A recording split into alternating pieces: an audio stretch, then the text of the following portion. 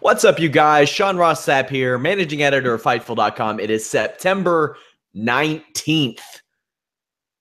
Smackdown Live to talk about a couple other things to talk about. I am joined tonight by Anna Bauert, who now lives on the other side of Australia. And news to me, Australia is not actually the size of like Alabama. You have to take a 5-hour flight to get across the country, Anna.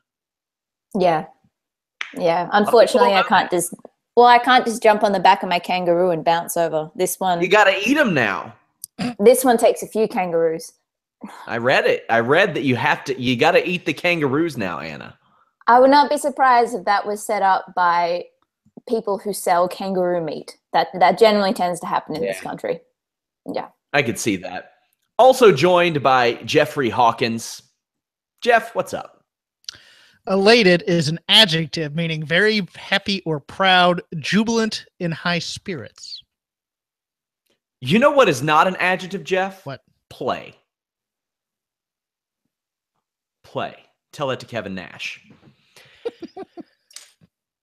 So we got some unfortunate news, which we will get into in a moment. I want to get the plugs out of the way. We have Ring of Honor Death Before Dishonor coverage this Friday. I had interviewed Punishment Martinez for about 20 minutes on the matter. My software messed up. Hot diggity damn. But we still have that coverage on Friday. We have No Mercy coverage on Sunday and a post-show podcast.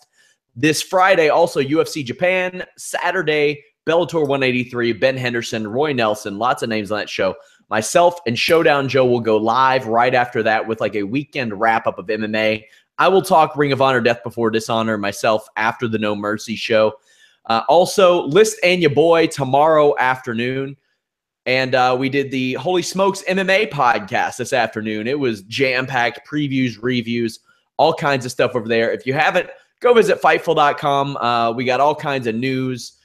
Wrestling, MMA, boxing. We have a great boxing newsletter that runs every week. We have forums where we have a contest going right now, kind of topical, I guess. We had a bunch of Ric Flair figures to give away. Head over there. All you got to do is start a new topic on our forums, then go to the contest thread and type in enter, and you will be entered to win a Ric Flair defining moments figure. We're going to be doing a lot of giveaways over at Fightful.com. And even if you won before, you're eligible to win again. So go check that out. And, of course, leave us a thumbs up, subscribe, like, share the links, all that good stuff. Sharing our stories, retweeting them, it really helps us out. On to the sad news. We lost Bobby the Brain Heenan this week. It's tragic.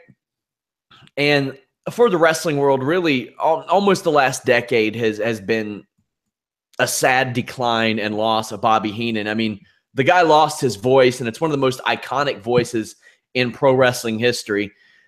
Jeff, you'll be able to speak on this. You've been a fan of wrestling for quite a while. I make a lot of old jokes, but I mean, you got to see some of the great Bobby Heenan work a little sooner than I did. What are some of your fonder memories of Bobby the Brain Heenan?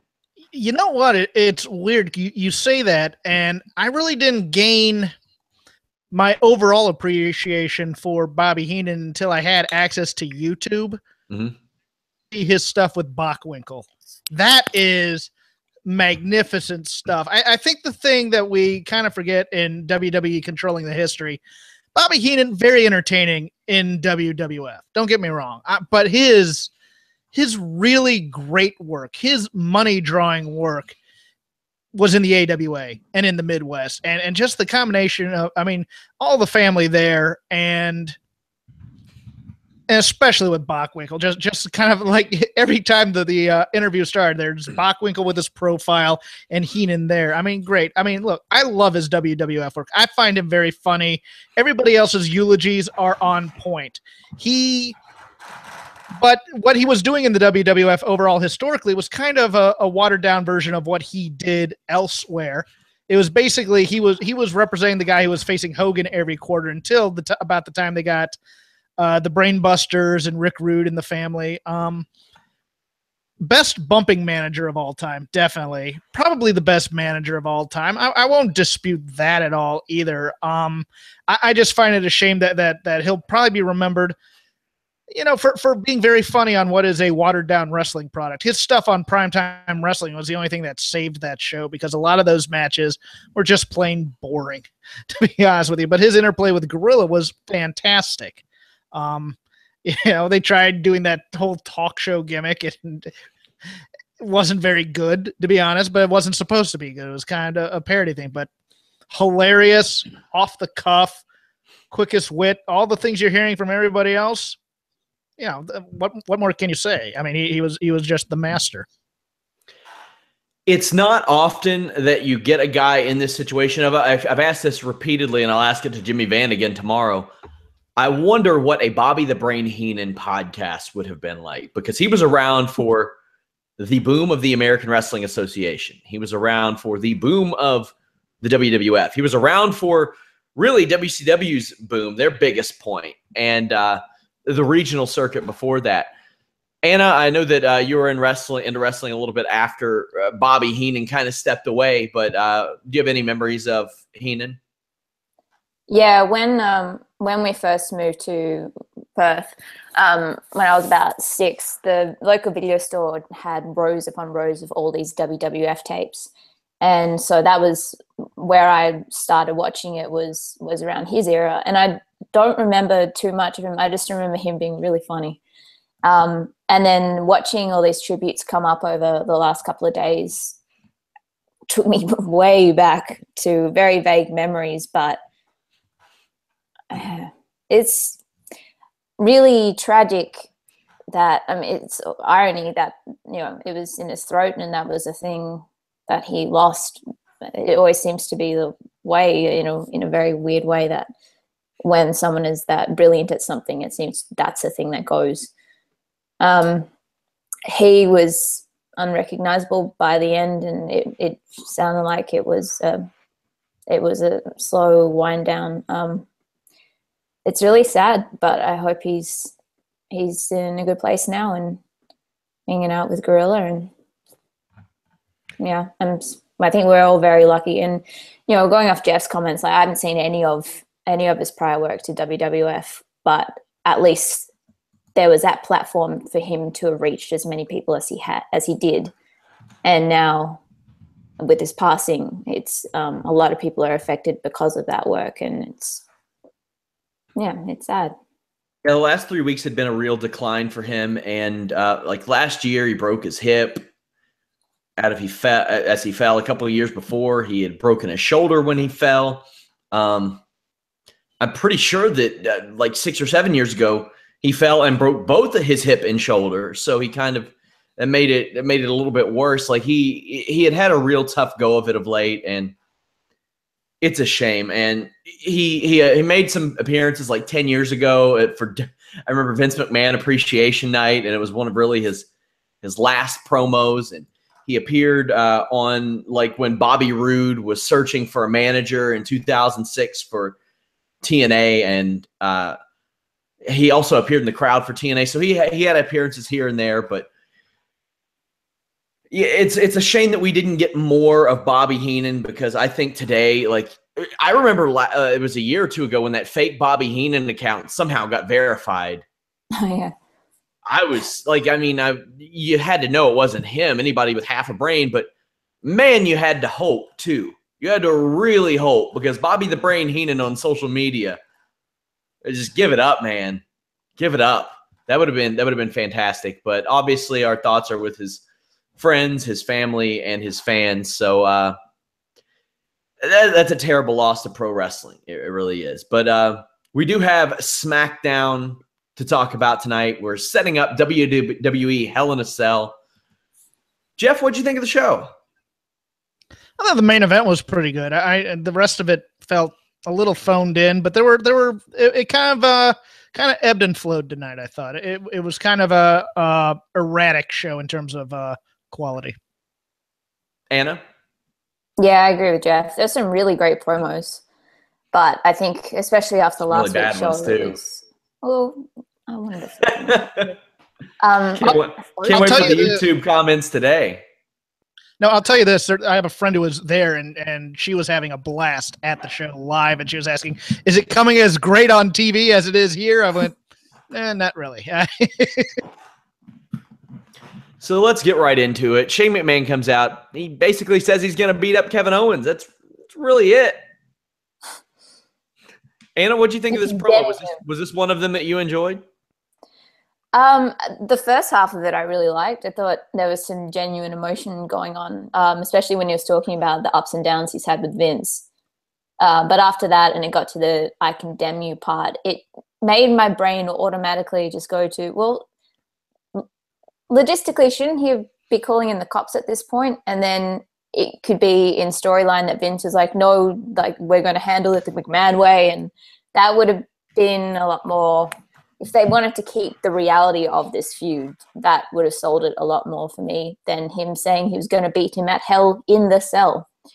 So, Jeff, this was, it seemed like an extended period to say really not a whole lot. I'm going to beat you up, Kevin.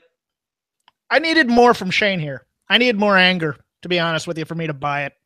I agree with Anna. There's a bit of emotion there in that first half, but that second half where you could hear Vince typing on the keyboard the words he wants Shane to say, and you could just tell it. Oh, where's my thesaurus? Oh, what was the? What was massive vengeance? Massive vengeance is going to be thrust upon him. I needed more anger. I needed this to be a little bit more genuine than it was. It didn't feel. It didn't connect with me. I'm with you, man. I think that he wasn't nearly as emotional as he should have been, and I guess they can play he's being calculated and he's emotionless because it sucked it out of him, I guess. But I just didn't get that. It came across as more wooden than emotionless. Yeah, they were playing up the hurt ribs thing, so that's why he was so low key. I don't know about that necessarily. Enzo Amore played up hurt ribs last night, and he still had fantastic delivery. Also, who had fantastic delivery was Aiden English and his song about Randy Orton being a tool. It gets interrupted, and I'm kind of bummed. I want them to re-release, or not re-release. I want them to do a new WWE Originals CD, and it's just uninterrupted Elias and Aiden English songs. The songs we would have heard had Finn Balor and Randy Orton and people like that not so rudely interrupted these guys. I do love that commentary referenced English in Orton's previous match a couple months ago that English actually won. English reverses a back suplex onto the table. My only other note was it seems like I only see chin locks in WWE matches and Randy Orton matches now, which I don't think is a coincidence. RKO out of nowhere. It was neat. It was okay. Anna, what'd you think? Got to give it to the drama department for trying. It was very like being back at high school, actually. I loved the spot onto the announcer's table because then he just rolled back into the ring and waited, and that was smart. And I like smart wrestling. The gimmick thing with the music now, he's ribbing on his opponents. It was a very poncy version of Elias's repertoire, and it just made me want to see a music-off feud at Survivor Series between the two. I need to see this. The greatest hits album happen. Vince seems to be really high on the music gimmick at the moment. So, good on these guys. And someone said it was a shame that, he lost and then Rusev came out. But I think given that very few people expected Aiden English to be in this spot to begin with, I don't think this hurt him at all. I think it's going to be dependent on what they do with him the coming weeks. But I'm absolutely loving what they're doing with him. Jeff? Elias, Aiden, honky tonk man. That's what I want the CD to be in terms of the track listing. No roadie? No, well, maybe. Yeah. We'll have With My Baby Tonight remix. I know all the words of that song. I do.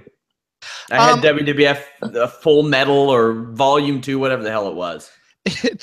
It's so interesting to me that this was the commercial break split screen match and that Aiden English got so much offense during that, and then they come back and it's like, well, he's been in control. I'm like, yeah, I mean, it's amazing to me that they made a Randy Orton match go this long. I think that was the bigger surprise to me, to be honest. And Aiden was involved in the aftermatch, which also a little bit surprising to me. Aiden's been picking up some wins lately. Like they've been portraying him as a little more on the level of. I mean, he beat Randy Orton kind of a couple months ago. He got DQ'd, but it's something he could say. But he was beating like Sami Zayn and Ty Dillinger. It's like we have the guys we can beat like quickly, and we have the guys that we kind of want to draw out a little because there may be something in there. I think Aiden is now firmly in that latter category. After the match, Rusev comes out, demands a match with Randy Orton because he is ashamed, yada, yada. And he gets it. Randy Orton accepts it, and Rusev immediately runs Orton into English, hits his big kick, gets the pinfall. Backstage, he is thrilled, that being Rusev, just overjoyed, says that he can return to his country as a hero. Well, I mean, it's 50-50 booking, but I mean, it's more like 0.5 booking because the matches don't go any longer than like 10 seconds. Anna, what is the 50-50 booking and the 10-second matches doing for you? You seem to be enjoying this one. I so enjoyed Rusev during that. The part with Renee at the end, Rusev, you seem elated. What does that mean? It killed me. We witnessed the best 10 seconds of Rusev's life in that moment, and he sold that celebration like a champ. And I've never seen a man that size jump so high. I love it, and I think this means that Rusev is getting the push that people were suspecting, and I'm so happy. Personally, I like the short matches because if you're going to do unpredictable, then I mean, people watch MMA. They know that people can get knocked out in quick fashion. Flash knockouts are a thing. Randy Orton got Rusev. Rusev got Randy Orton. I would much rather the 50-50 be that way than a meaningless 10-minute chinlock match that we usually see at a Randy Orton. Jeff, your thoughts on Rusev, and does he stand a chance in this feud moving forward? He doesn't, but he should. He's the best natural comedian to be on the SmackDown roster, because just by nature of him being foreign and being big, anytime he says something out of the blue, it's just funnier to me. I always bring it up as a reference, but the handsome Rusev promo is still the most fantastic thing in the history of stuff. Elated Rusev, just with his arms up and smiling big, makes me howl for no apparent reason other than the fact that there's this giant, big, hairy, sweaty guy who's very, very happy. A bit too much so. So, especially after what I saw at a Jinder Mahal later, I'm just sitting there and I'm like, man, if Rusev were Indian, if only Rusev were Indian, which we'll get to that. We'll get to that. Yeah. I'm all for Rusev being utilized in a better manner. Yeah. Well, let's go ahead and talk. It's the next segment. Jeff, why don't you talk us through this one? You remember last week they doubled down. Mm-hmm. That is my assessment of this. They heard the blowback from this. They heard how much people thought this promo sucked. They assumed it got good kind of heat, so they doubled down on it, including I can't even verbalize when they. I think we all know the moment I'm trying to get out here, and I just can't because I'm so. It was racist as fuck, man. Thank you. I didn't want to start. I know I'm gonna get called a liberal cuckflake and all that crap. Like, I mean, not really. It's just it was a bad promo, y'all. I am the furthest thing from a liberal prude. I am the furthest thing from a prude of any kind. I deal with stand-ups. I deal with comedy. I deal with tasteless crap all the time. I did not expect this. And I understand what they're trying to do, but it's still too clever by half. You can't say this crap and go, well, if you laughed at it, you're the racist. Ha ha ha. It's no. Yeah, it was just bad. It wasn't. The thing is, it wasn't funny. it wasn't good. I tweeted, he is not and never will be the Muhammad Hassan character that they got that heat with 12 years ago. And I mean, it's not the gimmick that I hate. Your boy wrote like 8,000 words on this gimmick. So I mean, by the way, can it's I want okay, go ahead. Sorry. I just don't want to watch this dude. I feel bad that Jinder Mahal is getting his break right now, and he's being fed this horse shit to go out there and say, like, okay, here's your career goal. Here's your lifelong dream. By the way, we need you to go out there and cut this really dumb, really bad promo in this really terrible gimmick. By the way, everybody's going to know what's up with why you get this push. Anna, in no uncertain terms, you seem to be unhappy with this promo on Twitter. It was just shit, really. And I've had an interesting conversation with a couple of people about it, and someone was worried that it was stepping too far into, you know, the PC thing and what about Attitude Era kind of stuff. And look, I understand that argument. I really do. I understand that a lot of people long for the days of the Attitude Era. I wish that a lot of the time the product was edgier and they've started going back into that territory, but there is a way to do it that doesn't alienate half your audience. And as Pritchard always says on his podcast, the stuff that they wrote, it was a sign of the times. And times have changed, and if you want to stay relevant and if you want to keep your audience from switching off, you have to readjust. There are ways to do this, and they are failing miserably at it. I don't know if it's a build-up of the different types of race storylines that they've attempted with Jinder so far, or if it's just that they're all really shit alone. But this experiment is failing miserably. I had so many people tweeting that they switched off their TVs. You know what I think works today? I think Jack Swagger versus Alberto Del Rio in that angle that they had a few years ago probably works today. This doesn't really. I mean, that one at least plays to somebody's emotions. This one isn't playing to a lot of people's emotions. It's the just crowd like, was chanting, "That's too far." Yeah, that's what I was going to say. Yeah. Man, it's just not good. That's ultimately what it boils down to. And entertainment is subjective, but it's just not good. They've gotten into the situation where they really limit Nakamura as they should. He doesn't speak great English. He laughs it off backstage, did a little tweet about it. It just wasn't good. It was bad. That's the other thing on that is the problem with having the same group of writers and the one person to okay it all is Nakamura hasn't had a comeback for any of this. Like, he laughed it off because the same people that wrote the racist shit wrote his stuff.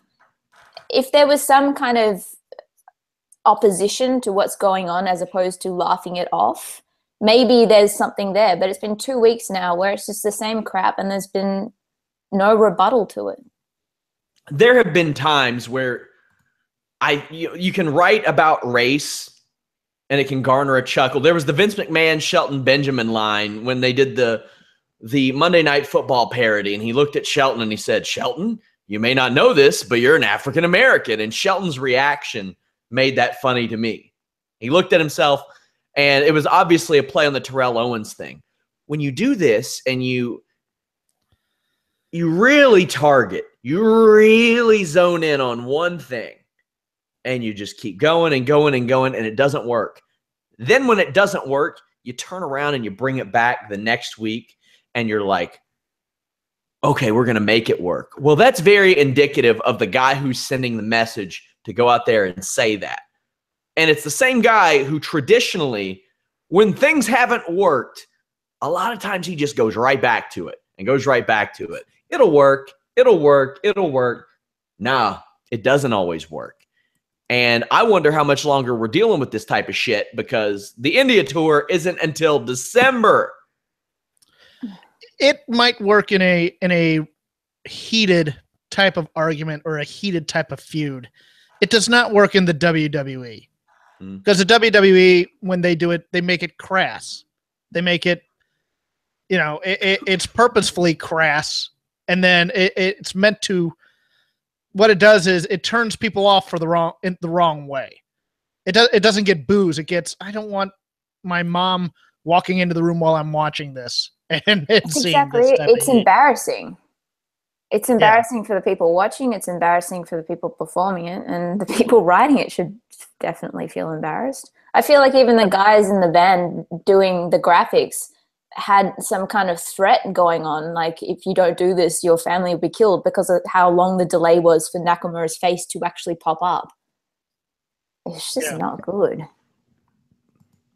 So, sorry, throat. That was bad. It's the emotion. Yeah, it was terrible. It was terrible. Now, I wonder if Nakamura will go into India as champion. Maybe Jinder beats him for the title in a live event. They switch it back. Because if they go with this for the next 3 months, you're really compromising. You're compromising the integrity of your show and the home market for another market that you're really hoping to capitalize on, but haven't been able to yet. AJ Styles open challenge. Styles prefaces the match with a promo. It's like a big bad wolf promo about Baron Corbin. Corbin attacks Styles before the match. Ty Dillinger shows up and lays a beating on Corbin. Corbin sold the hell out of his leg, Anna. Like, he made Ty Dillinger's chop block look like $1 million. Yeah, he sold it really well, and the promo after was really good too, except God. I was like, is he holding his shin? And he's saying that his ankle is... That was the only thing that kind of got me. Let's talk about the promo, because I won't say Let's that talk about the promo. Okay. I won't say that I necessarily feel singled out, but I feel singled out. And I know there are multiple people in WWE who watch this show. They tell me, they compliment it, they put us over. They love us, guys. They love us. And I did laugh at Baron Corbin cutting off the interviewer, asking himself the question, then re-asking the question that he already asked himself. They're trolling you. They're absolutely trolling you. You know that, right? He said that he felt violated. I felt violated. I felt farted. That is such I felt like Nakamura felt in the promo before. That's how I felt. This was and it was his best promo I've ever seen. It was. You're giving him meat, man. It was, but the use of the word violated by Baron Corbin just for some reason threw me out of the promo. That is not a word Baron Corbin would use. Pissed is a word he would use. Violated, it just stuck out to me as well. We need a word. We need a $4 word. What violated? That's how you should feel, Baron. Go out there and feel violated while holding your shin. I kind of wish commentary had put over that maybe it was an old football injury. That would have been a nice little cherry on top. But he did get chop blocked, and he had the calf crusher put on him. Yes. No, I liked the whole thing. I liked the selling. I liked him snarking off on Renee. Now I want Baron Corbin mad interviewer every week too. I want him to just ask questions and answer himself every week. That'd be great. Make that happen, Sean Ross Sapp, with all your pull. Jesus Christ, man. I love the promo. I thought Corbin did a fantastic job on that promo. That's genuine and emotion, and I liked it. I really enjoyed it. I like angry Baron Corbin a lot. I wish legitimate, like, authentic anger as opposed to played up anger. I think it works for him. I'm also very happy that I think this officially signifies that Ty Dillinger has a spot. Yeah, I didn't and the doves cried with happiness. I didn't expect to see him anymore in this feud, and we did. I'm all for it. I like it. And like I said, SmackDown is getting really good at getting people on the show without wrestling and doing it in just 1 minute. That's all they need. Just put their face on the screen. Do something. Raw does it really well with Emma, where they can just show a tweet, and that is her gimmick, is that she tweets. So I like SmackDown figuring out ways to do that. Charlotte's back. She thanks the crowd for supporting Ric Flair. Natalya interrupts, and Jeff, she cuts a promo on Amelia Earhart. Bitch had it coming. Oh, wait, what? No. Look, she goes out on a plane ride. She disappears in the Bermuda Triangle. Look, she had this coming to her. Goddamn part-timer. Look, she wants to be considered a world-class aviator. She doesn't disappear on us like that. Yeah. Guys, too soon. Hell with too soon. It's only been, what, 75 years? 1937. You know, WWE's timely with the references. Charlotte challenges Natalya for the title, but Becky Lynch is back. She cuts a real bad promo. It was painful. And then Naomi comes out. Naomi comes out, and she said, "You got that pain? Is that wound open? Let me pour some salt on it." And just when we thought it couldn't get any worse, Tamina comes out. Keep in mind, Daniel Bryan saves this segment by booking Tamina Snuka in a match. Booking Tamina Snuka in a match saved this segment. What does that tell you, Jeff? Oh, Sean Ross Sapp, you were going to have the anger of feminist wrestling Twitter. How about this one? Natalya had the best line, Natalya did the best promo. What are you talking about? Tell you? Her going off about the crazy cat lady. That was by far the best thing. That's Lana. Okay, yeah, no, I could see that. I mean, I just I didn't think the Natty promo made sense. I don't understand this crossing from C to C thing that she was talking about. It's like, okay, that's great.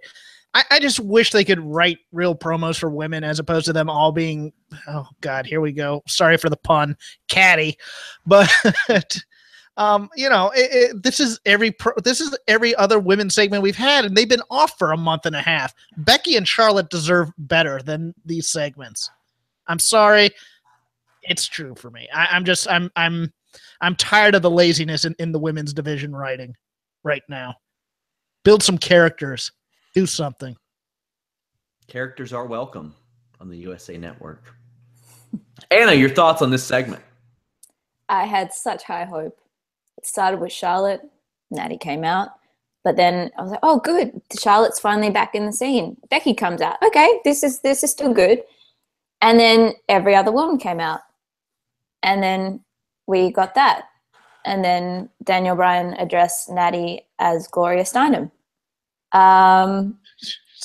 It went down very quickly. You know, it's funny, like SmackDown now and really throughout most of the summer tried their best, or for a good portion of the summer, tried to keep every woman relevant. Tried. Until they didn't. And the ones that they didn't keep relevant are the ones that probably should have been on the show because they're better. But Becky Lynch and Charlotte weren't on the show for a while. Charlotte for obvious reasons, but she's been back on the road for several weeks. But she hadn't had a match since August 8th. Becky hadn't had one since August 22nd. Rough. No Carmella tonight either. She's just waiting. No hog. No hog. Freak on a leash. New Day defeated the Hype Bros. Hype Bros get a bit of offense. By the way, speaking of, did you catch the James Ellsworth tweet last week? Oh yeah. Just saying. Hype Bros get a little bit of offense. We knew the score here. We knew why they were here. Kofi got a little bit hurt this weekend. Not too bad. That trust fall spot was scary, though. On one guy, that's a scary spot to hit. Usos are on commentary. They're not surprisingly, good, rather. No tease of a Hype Bros dissension until later when we go backstage after the loss. Mojo says he's tired of losing and teases something drastic that needs to change. Anna, what do you think that something drastic will be? Are they going to get Tom Brady to throw to them? That would be too in line with what they've been doing. I don't know, maybe they'll come out like the Usos and their days will be H as well, or maybe it'll be something even. No, we don't. Maybe it'll be More even drunk. more drastic, like they'll join the women's division. But something's happening. I don't know, the match was, like, it was fine. It was very quick, and I don't know if it's because we missed the majority of it because of commercials, but you did miss the majority of it, too. Like, very little of it was outside of that commercial frame. Yeah, yeah. I mean, I did love the spot where Ryder tried to schoolboy Big E and failed so miserably. I'm like, well, you know, kudos for trying, but no chance. Yeah, that almost angered me on commentary when they go, man, Mojo's looked really good in this match. It's like, yeah, too bad we didn't get to see any of that. That would have been nice, Corey Graves. He's constantly working for improvement, and I appreciate that. Oh no, I agree. I mean, I would have liked to have seen it. I mean, you assume cameras are rolling, so you could have seen a couple of moves, perhaps. I think this is going to be a feint of some sort. I think they're going to tease that the Hype Bros both turn heel, but it's just going to be Zach. And he's going to kick Mojo in the face. How many pay-per-view matches do you think we get out of that, Jeff? 1. We may not. No, 0. I'll go with 0 or maybe 1 on a pre-show. I don't mind if they turn them both heel, though. I mean, the fashion police need something to do. We got Kevin Owens via satellite. He apologizes, but says that Shane McMahon had it coming and that Shane made him punch and kick Vince McMahon like a trash bag. Why is Kevin Owens punching and kicking his trash bags? Don't you? Jeff? What? Don't you? Can't say I do. I mean, maybe if you got the Force Flex gimmicks, you can afford to do something like that. Either way, this is a good promo. Owens is dressed nice, but I like that he dressed nice, but didn't iron his shirt because that's Kevin Owens. That is perfect. Jeff, what'd you make of the promo? I thought Kevin Owens was dressed like first middle school dance or first time in court or first time for a job interview. That was the version. Dressed nice, but you know, kind of not too nice. I liked it. I thought stay out of jail clothes, basically. Yeah, that's the good boy tie, as they say. I thought it hit a wrong note at the end. I don't think people who do that go to heaven. I was expecting him to say people who do that go to prison. That's where I thought that was going, and that would have worked in with the Hell in the Cell gimmick. That was the only thing that kind of didn't ring true to me in terms of the promo. But overall, I liked the tone of it. I think you have to strain your credibility a little bit to make it work for you in terms of I thought you were Vince when I was beating, or I thought Vince was you when I was beating on him. That's a little okay. I can see that, but we've had that character before in Randy Orton a bit. So, Anna, any final thoughts on the Kevin Owens promo and his direction? I mean, I thought it was the right move to have him via satellite. As somebody pointed out on Twitter, why not via Skype these days? Why not via something else? Via Tout. Do it via Tout. That would be the way. I liked it. I think the whole thing was very, including the dress, it was very, he had a lawyer sitting on the other side of that camera and told him exactly what to say, but then he just couldn't help himself and went off script. I liked that he tried to put over the remorse of beating up Vince, and at the end of it, it kind of seemed like KO was just jealous that Vince wasn't his dad, but I liked it. And then I just wrote, he says people like me to go to heaven, acting heaven, because boy, that was Oscar worthy. I wanted to go to heaven during this Dolph Ziggler segment. Oh God, I wanted to go anywhere else. I would have rather had food poisoning than watch this promo. Like, oh my God, he is the same thing as every week. Triple H, Shawn Michaels, DX. Can we go on and get the Bobby Roode thing? Where is this going? Yeah. Yeah, I was really hoping that this was the week we're going to get it. My dad raced out of his study to see if I was okay because I yelled so loud when Ziggler came on. And then he was just standing there with, like, my dad watched the rest of the promo and was so confused. I was confused as to why he attempted to rip off HBK when that's what he's been doing his entire gimmick.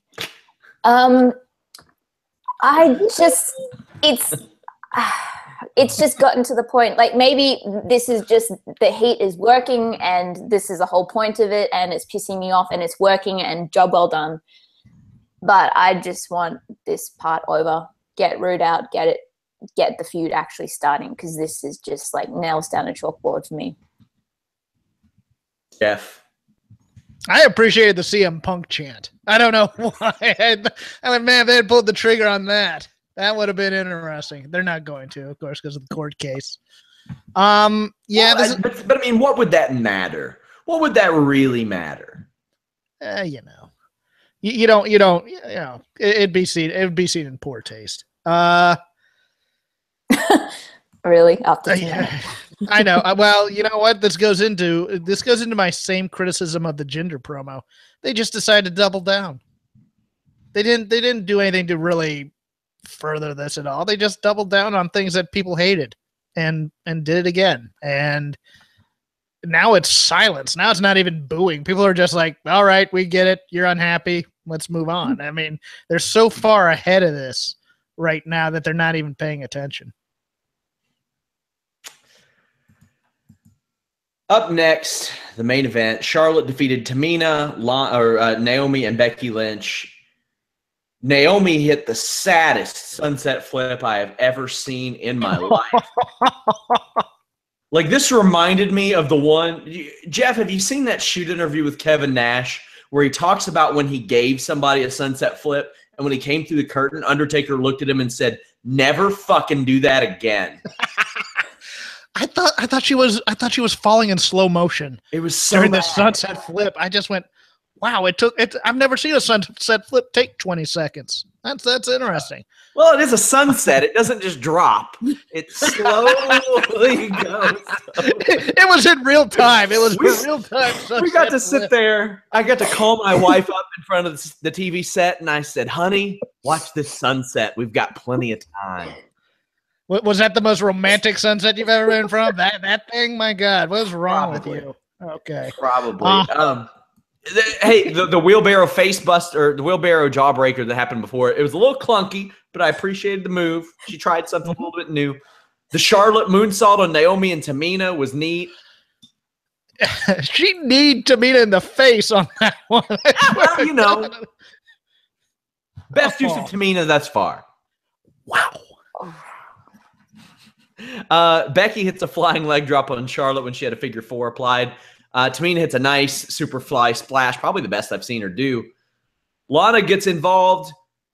It all ends in Charlotte getting the win with a big boot. It was enjoyable. It's good to see Charlotte back near the top, and I'm sure that her and Natty are going to have an excellent match because they've had fantastic chemistry prior. I don't expect any less here. Anna, what'd you think of the match and the decision to go with Charlotte here? I'm very happy that they went with Charlotte. And, I mean, yeah, they could have set this up earlier in the night and avoided this match, but at least, you know, we got a women's segment. This was another one that I thought missed a lot of because of commercials. And I'm getting really pissed off about that because it seems the majority of the show isn't actually, for us, missing out during commercials. It's not actually a lot of wrestling. That was a beautiful moonsault from Charlotte. And I don't really have too many notes in this. Lana's back stoically pointing as a manager. See where that leads. Natty's been acting like she's been eating cat food because there's something loopy going on there. But and the near pin for Tamina, I would not have been surprised if she actually won it, given the track record of the Smackdown. But I'm really happy with the ending, and I'm really looking forward to seeing this match. Charlotte exudes importance to me. Like, there's something about her that just, like, when she's involved in something and she's put in a title match, it seems more important. That doesn't happen with me and a lot of wrestlers.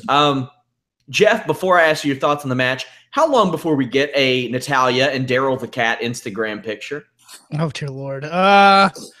This needs to happen. I'm surprised they didn't just steal the Daryl the Cat idea for Natty and just start selling them at arenas everywhere. Yeah. She has a Yeah. shirt. Yeah, the match suffered a bit from being a 4-way because then Becky Lynch has to take a nap outside for so long during the commercial break. I think Charlotte, and I said this before during the Money in the Bank, I think Charlotte is the person to play off of Carmella in terms of the vast differences, but yet kind of tie-in to that being second-generation talents, but Charlotte being kind of a blue chip talent versus Carmella, who's kind of had to, who's kind of ever since NXT been more of a personality than considered a great wrestling talent, so to speak. I like that kind of dynamic there. I am less certain of the Natty Charlotte match than you guys are because Natty hasn't had a good match in a while. The first match in NXT that they did, which you're kind of alluding to, that was Natty carrying Charlotte to a very, very good match. This one, Charlotte's going to hold her own weight. I'm less concerned about Charlotte in this match than I am Natty, to be honest with you. I think it'll be good. I just wouldn't go with great just yet, but I hope I'm wrong on that. I liked Natalia's match with Naomi at SummerSlam. It was fine. I liked her match with, I think, Becky Lynch last year at Battleground. One was good. The Charlotte match at Payback last year. Liked it. I liked their match at Roadblock last year. Thought that was good. Liked their match at TakeOver. I generally liked when those two have worked together. Mm-hmm. They just seem to get it. But we got Hell in a Cell in a few weeks. We have Ring of Honor Death Before Dishonor this weekend. I don't know if either of you are familiar with the show. I'm going to run down the card really quick. Chucky T, who is Chuck Taylor, who apparently had no clue that was going to be his Ring of Honor name, is facing Marty Scurll. Jay White versus Punishment Martinez in a Las Vegas street fight. One I'm particularly looking forward to, Jay Lethal versus Silas Young in a last man standing match, because the beatdown that Silas Young and Beer City Bruiser put on Jay Lethal at the pay-per-view was before the G1 special was excellent. It played into the G1 special as well. Bullet Club defending their 6-man tag titles against either the Kingdom or Bully Ray and the Briscoes. To me, it's got to be Bully Ray or the Briscoes, because Kingdom has no heat ever in the history of their existence. Kushida versus Kenny King. I'm interested to see what Kushida can get out of Kenny. I haven't really enjoyed a lot of Kenny King's stuff since he's been back in Ring of Honor. I think that a lot of this, it was time to break up him and Rhett Titus. I think it was a good move. And Kushida's one of my favorite workers in the world. Arguably, my favorite wrestling personality to watch in the world right now is Cody Rhodes because of his outside the ring stuff. I find him supremely entertaining. And I want to see Jeff if he tries to get Minoru Suzuki to kiss the ring. That's what I want. Because Minoru Suzuki's breaking that finger. That's what's happening. Yeah. That's what's happening. Is there anything on this show that you're paying attention to, you give a damn about? We got live coverage of it this Friday. People can come talk to me in the coverage page. The Vegas shows are always good. I think the problem with the Vegas shows is they do the TV tapings the next day, and most of the audience is worn out by then. But no, I like that Silas Young Jay Lethal match. I really like the Bully Ray Briscoes 6-man pairing. I do too. I think it's given Bully Ray a little bit of fountain of youth, and it's given the Briscoes a little bit more of an edge, which I really, really like. I agree. I want nothing to do with the Kingdom in that match. Now, given that Hangman Page isn't around, who would be the third person in that 6-man? I think he'll be around. Oh, you do? Okay. Yeah, I think he will. I have nothing to indicate that he will. That's unfortunate then. Why? You need some shooting star shoulder blocks in NXT? Oh, God. The most pointless move I've ever seen. With all due respect to him, is the dumbest move I've ever seen. Anna, anything on this show you're looking at, you'll keep your eye on, or do you give a damn? No, there are a lot of talent that I've seen before in other promotions, particularly Progress. So obviously I have a vested interest there, and I'd be very interested. I think I will try and check this one out because I would like to branch out more into other promotions. Currently on the Progress rush at the moment. I'm in love. You got that High Spots Network? High Spots Network? That the runs Progress, Demand Progress. I'm going to check it out. I watched it's awesome. Some WWA from 2001 or 2 on there. It was real bad. It was real bad. Well, you should check out Progress because it's fucking awesome. Yeah, probably will. Hey, your boy watches like 30 hours of programming a week as it is. Yeah. Well, that's why I'm not up with all this stuff, but that's enough for me to go, okay, I really like these performers and I want to support them as much as I can. So I'm more than happy to spend more hours watching wrestling to check them out elsewhere. So I was at the NXT tapings last week. They moved it from Wednesday to Thursday, which allowed me to go. I had a few notes, which you all can find on Fightful.com. Just Google NXT taping notes from Sean Ross Sapp. A few of my notes, Canyon Seaman and Michael Hayes were both there. Canyon Seaman was in the crowd. TM61 were back from injury. Don't know how they'll work, how they'll get over, but they looked fine, but they just didn't take off in their last run.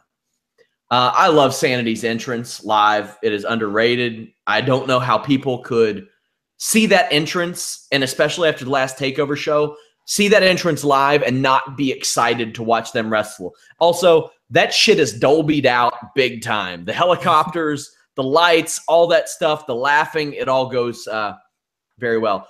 Velveteen Dream is remarkably dedicated to this character. And I saw that live. Also, he's developed one hell of an elbow drop. That thing is nice. It is a beauty. Also is Kerry Sains live. That's really good. Matches to watch, Fabian Archer and Cassius Ohno. Thought this was going to be a squash. It was not. It was fantastic. Fabian Archer took one of the sickest botches I've ever seen. He tried to jump from the ring to the top rope and then outside the ring. He did and fell flat on his face. He slipped. And it actually helped the match and how it will come across on TV, because when he hits the spot later, he got a giant pop for it because everybody knew it was coming. They knew it was a retape. Just Fabian Eichner from the Eichner, UK tournament. Okay. There you go. Eichner. Leo Rush, everybody knows he was there. Watch the reaction to the first series between him and Velveteen Dream. It was like there are times like I'll play basketball with somebody that I play basketball with some people who eventually played in the NBA, and you feel their presence when they like rebound a ball next to you, and you're like, oh shit, that's what that's about. I saw Leo Rush during this first series, and like some of his escapes were by centimeters, and he wasn't worried a bit. And it was just some of the most remarkable athleticism I've ever witnessed. Peyton Royce has one of the best fisherman suplexes of all time. Of all time. I wrote that if I were in a zombie apocalypse and the only thing that led me to a safe island was Peyton Royce doing a bridge, I'd like my chances making it over to safety. Also, to wrap up my notes, Street Profits were over huge. If I get one more tweet comparing them to Crime Time, I am going to drop kick somebody. They are nothing like Crime Time. Don't be that person. Also, McIntyre versus Strong, Almas Gargano were incredible. Almas versus Gargano was better than their TakeOver match. Daria has drastically improved since I saw her in June. Aaliyah has improved a lot. Ember Moon hit one of the best eclipses of all time. And I'm not going to give away spoilers of returns and stuff, but I will say that 210 minutes in, Jeff, not the time for a Cesar Bononi or whatever the hell his name is match. Ain't the time. No, but and not to give any spoilers away, I like the choice for the fourth member of that Cole. I forgot the name, the Undisputed Era or Female whatever. Or The male? Undisputed. The female. I like that choice a lot. Interesting one. Yeah. Anna, any of those notes that stand out to you? It's just making me really hope that they come back to Australia for a tour this December. Because that show last year was fucking insane. And I love NXT, as we all know, since I proposed to them on Twitter.